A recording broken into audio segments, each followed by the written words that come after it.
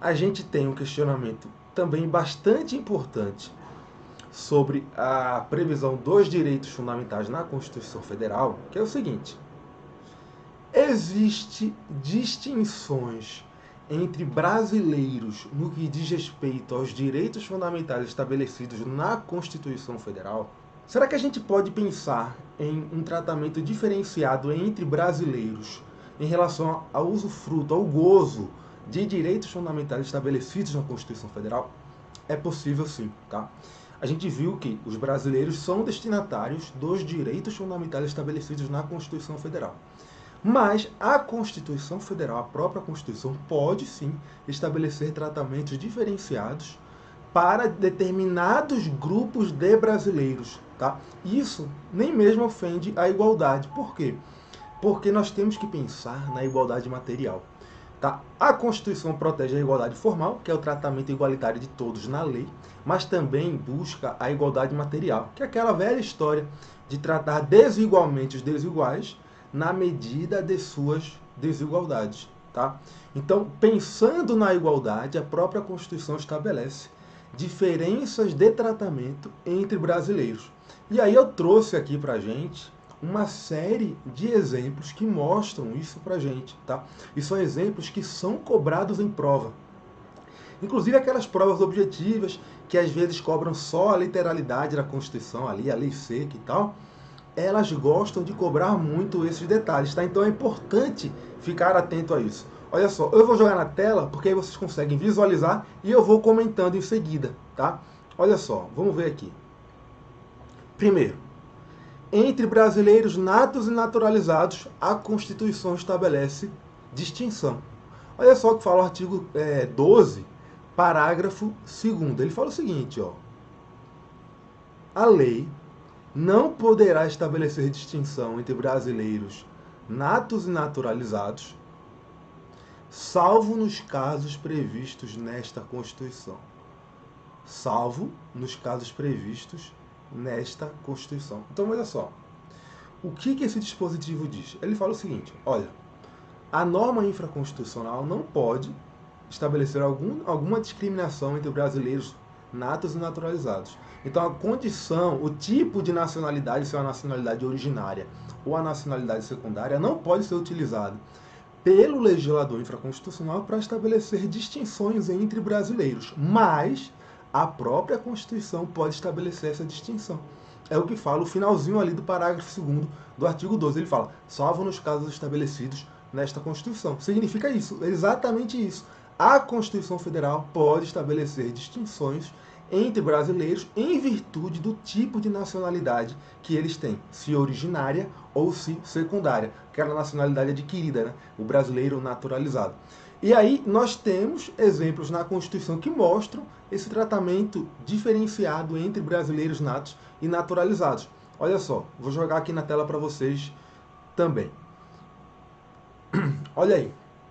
Primeiro, a questão da extradição. Ó, nenhum brasileiro será o quê? Será extraditado, exceto o brasileiro naturalizado. Em caso de crime comum praticado antes da naturalização ou de comprovado envolvimento em tráfico ilícito de entorpecentes e drogas afins na forma da lei. Então, o brasileiro nato não pode ser extraditado. O naturalizado pode ser extraditado em caso de crime comum praticado antes da naturalização ou de comprovado envolvimento em tráfico ilícito de entorpecentes e drogas afins na forma da lei. Então, é um exemplo de tratamento diferenciado entre brasileiros natos e naturalizados, tá? Inclusive, né, essa situação aí do brasileiro nato, que não pode ser extraditado, é tratado na doutrina, alguns doutrinadores entendem dessa forma, que é um exemplo de um direito fundamental absoluto. A gente viu na aula anterior que uma das características dos direitos fundamentais é a sua relatividade. Ou seja, não há direitos fundamentais absolutos. Só que na doutrina nós temos alguns exemplos de direitos, né, que os doutrinadores têm opiniões no sentido de que existem algumas situações de direitos fundamentais que são absolutos, tá? Não são relativos, como o direito a não ser escravizado, o direito a não ser submetido à tortura. E um outro exemplo que também é lembrado por alguns doutrinadores é o direito do brasileiro nato de não ser extraditado, tá? Vamos seguindo aqui, pessoal. Olha só, mais uma diferenciação entre brasileiro nato e naturalizado. Agora em relação aos cargos públicos. Olha só, o artigo 12, parágrafo 3º, estabelece uma lista de cargos que são privativos de brasileiros natos. Então, brasileiro naturalizado não pode ocupar esses cargos. Olha só, presidente e vice-presidente da República, presidente da Câmara dos Deputados, presidente do Senado Federal, ministro do STF, membro de carreira diplomática, oficial das Forças Armadas e ministro de Estado da Defesa. E aqui só um detalhe. Esses parênteses aqui, ó, ao lado da palavrinha ministro do STF. Eu coloquei a observação do CNJ e do TSE. Por quê? Porque olha só, a Constituição Federal não estabelece isso expressamente, mas os cargos de presidente do CNJ e de presidente e vice-presidente do TSE também são privativos de brasileiro nato, tá? Por quê? Porque o presidente do CNJ é obrigatoriamente o presidente do STF. É um cargo nato na composição do CNJ. O presidente do CNJ é o presidente do STF. E o presidente do STF é um ministro do STF, que é cargo de brasileiro nato.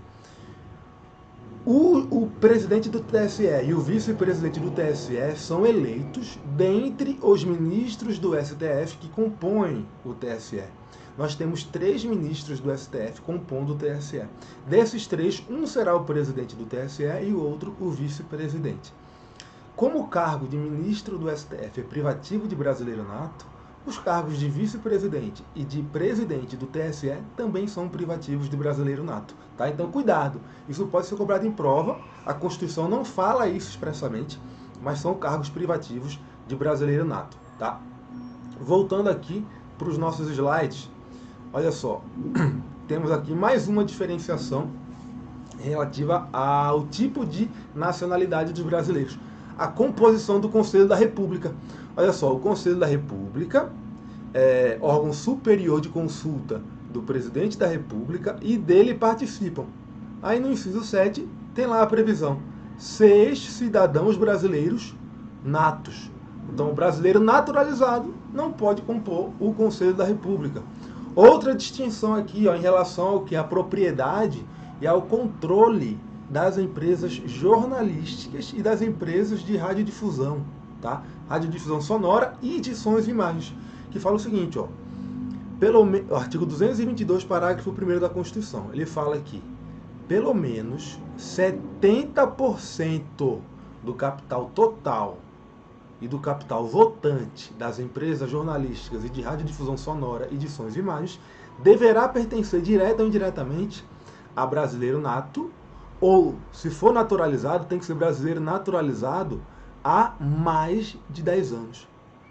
E essa mesma exigência existe na Constituição para quem é responsável pelo editorial dos meios de comunicação. No parágrafo 2º do artigo 222.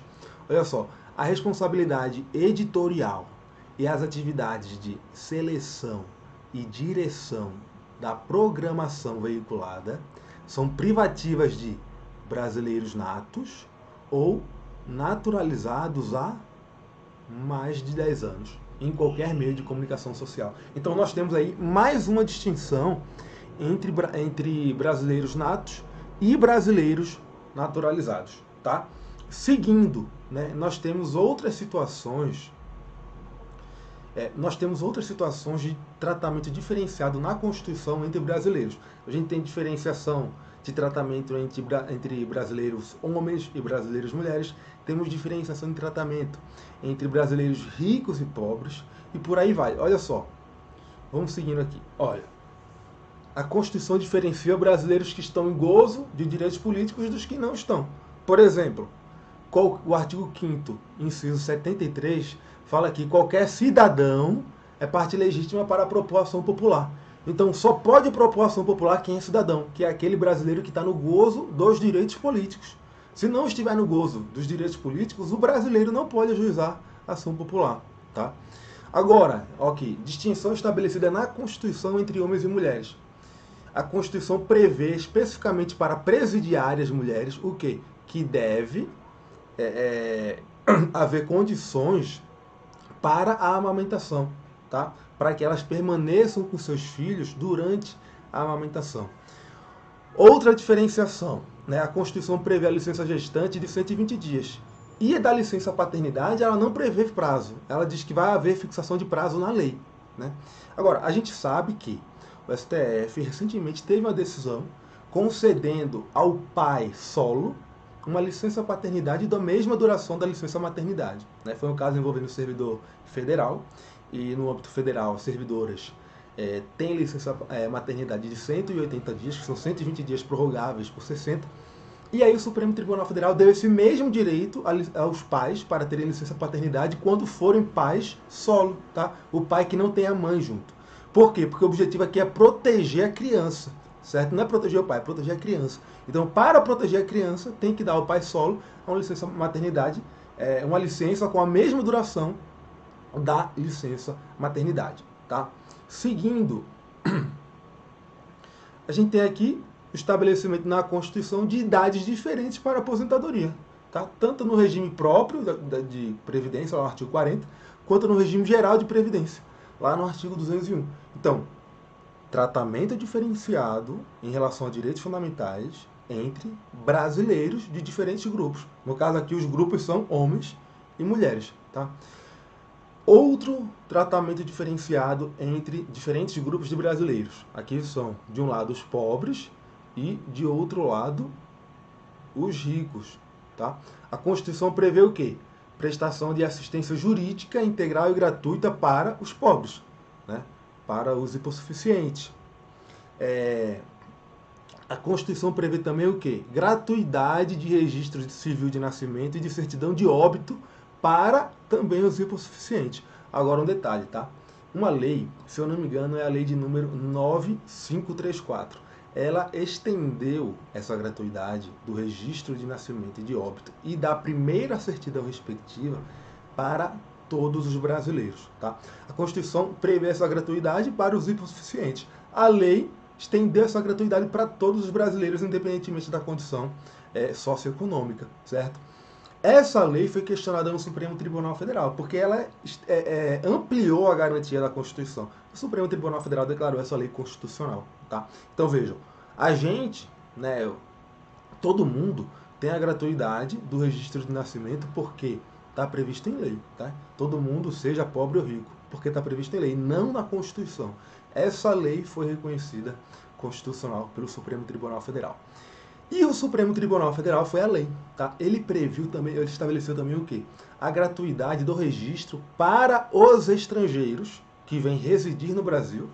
Para quê? Para regularizar a sua situação migratória, tá? Não é um registro de nascimento, mas é um registro no Brasil que regularize a situação do estrangeiro que migrou para o Brasil e está residindo no Brasil, tá? O estrangeiro hipossuficiente tem a gratuidade do seu registro para regularizar a sua situação migratória, tá bom?